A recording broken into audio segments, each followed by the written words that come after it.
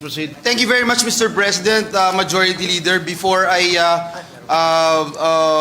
ask three questions, Mr. President, I would just like to spread into the records that this representation filed a version of this measure, and we want to reiterate the importance, Mr. President, of passing a piece of legislation that will ultimately enhance the institutional capacity of our government agencies to improve public service delivery while ensuring, and let me emphasize this, Mr. President, while ensuring the welfare of millions of civil servants.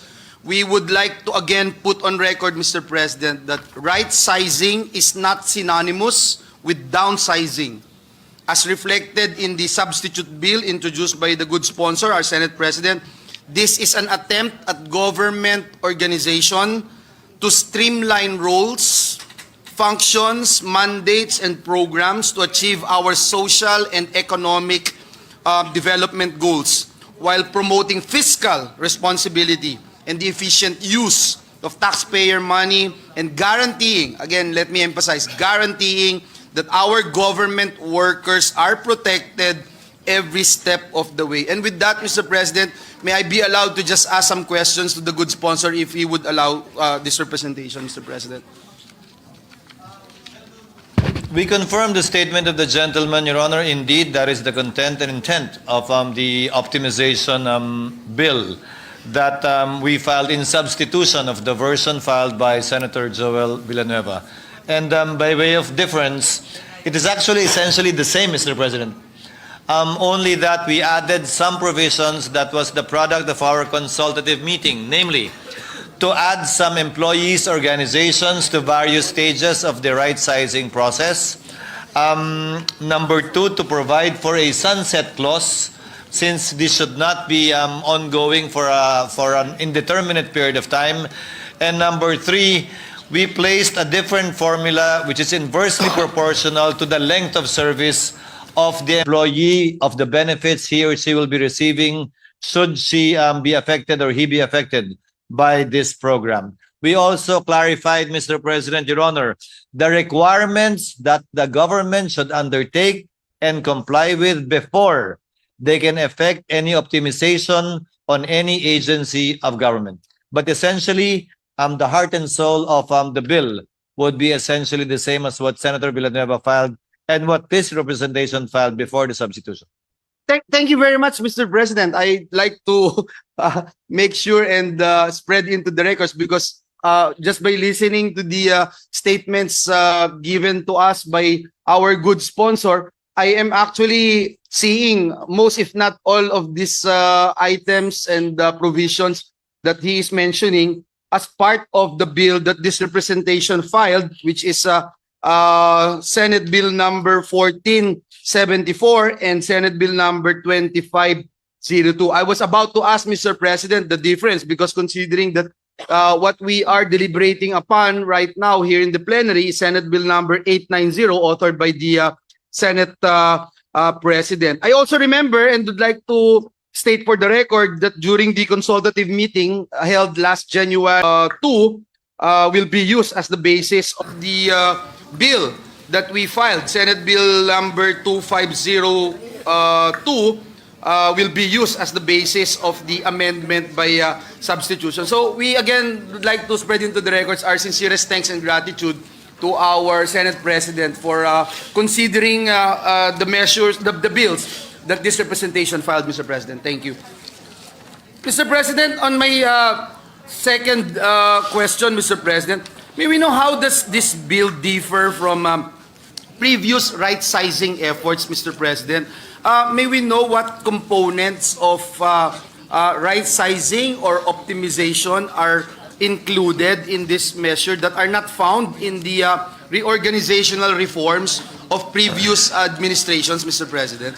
Not only the organizational reforms, Mr. President, but even the very provisions of the Administrative Code of 1987, which actually authorizes the President to either abolish, merge, or create offices.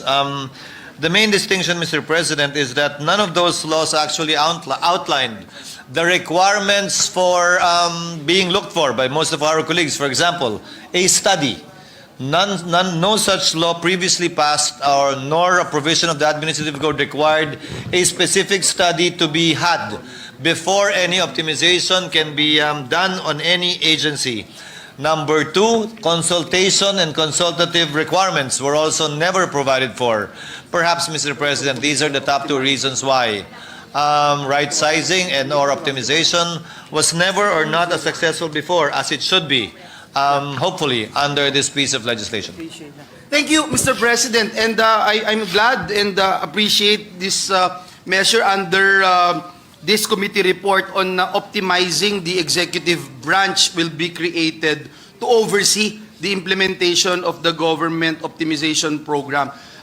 It says here, among others, it shall conduct studies on the mandates, functions, programs, projects, operation structure, and manpower complement of the covered government agencies and instrumentalities. It shall also develop and prepare the optimized organization structure of agencies concerned. So I just want to put that on record that I'm glad that it's part of it.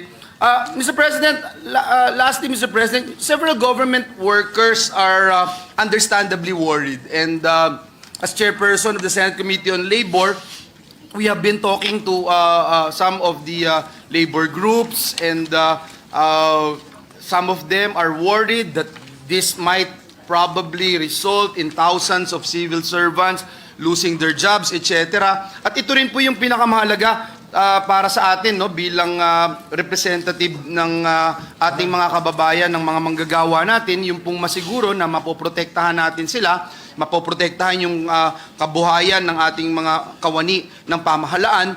May we know, Mr. President, how many workers are estimated to be affected by government optimization program? Matatanggalan po ba talaga sila ng trabaho? What safeguards are in place under the measure that would ensure the protection of their welfare, Mr. President? 400,000 civil servants yung Kagalang-galang na Pangulo at sa kinatawan mula sa Bulacan, Senador mula sa Bulacan. Tulad ng sinabi niya kanina, ang ibig sabihin ng right sizing, optimization ay hindi lamang pagbabawas o pagtatanggal ng mga empleyado sa gobyerno. Kabilang ng optimization ang paglikha ng mga bagong pwesto na mas angkop, bagay at kinakailangan ng panahon at ng serbisyong dapat binibigay ng pamahalaan sa ating mga kababayan. So hindi ko po sasagutin ng inyong katanungan kung ilan ang matatanggal. Ang babanggitin ko po ay numero ng maapektuhang mga posisyon o tao na maaaring maiangat, tumaas, malipat, pero hindi nangangahulugang automatic na ibabawas o tatanggalin. At ang bilang na binibigay ng DBM sa kanilang nais target ay humigit kumulang 400,000 posisyon. Pero kabilang, ulitin ko rito, ang pag-upskill sa kanila, ang pag-promote sa kanila, ang paglipat sa kanila sa ibang mas kailangang posisyon at opisina, at hindi lamang nangangahulugan na pagtanggal sa kanila mula sa serbisyo. So wala po kaming figure kung ilan ang tatanggalin dahil wala naman pong planong tanggalin na bilang. Meron po kami target na posisyon na i-optimize para mas maging efficient ang pamahalaan. Gusto ko pong susugan, Ginoong Pangulo, yung binanggit ng ating sponsor, na yung optimization is not only limited to the elimination of redundancies, overlaps, and duplications in operations. But I think it is important to note that it entails the possible creation of an agency or a unit or a position which is deemed necessary for the agency or the department's operations or performance po ng mga essential functions.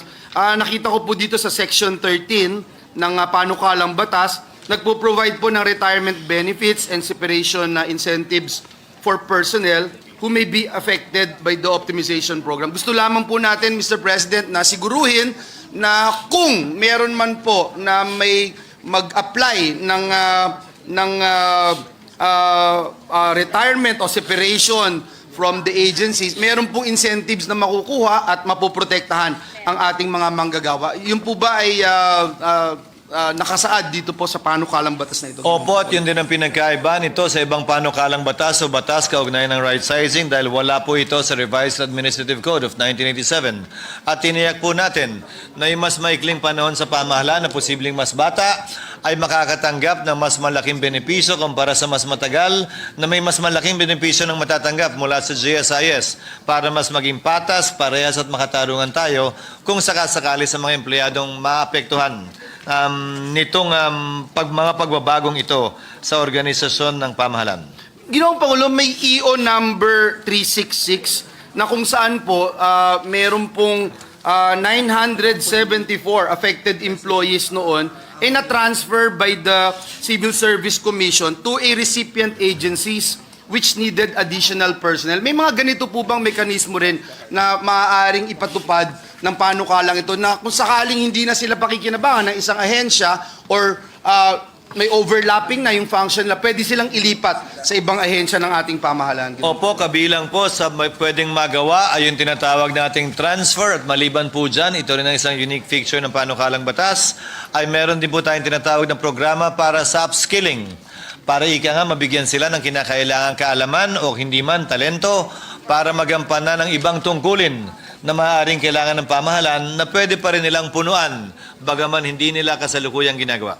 Maraming salamat, Ginoong Pangulo, at siguro yung huling katanungan ko, just for the record, ay sapagkat ang panukalang batas nito napakahalaga, Mr. President, dahil kagaya, for example, Mr. President, nung EO number 366, ang gobyerno po nag-generate ng 4.247 billion pesos in personal services, savings, and paid 5 billion in incentives and terminal leave benefits to personnel who opted to retire or be separated from the service. So, Ginoong Pangulo, yung huling katanungan ko lang po, para lang po ma-spread natin sa records, meron po bang pag-aaral ang Department of Budget and Management na in place or iniisip o kahit estimate na kung saan magkano yung matitipid ng ating gobyerno, magkano yung inaalat nila kung sakaling magkaroon ng retirement benefits and separation incentives under the bill. Nang sa ganun po,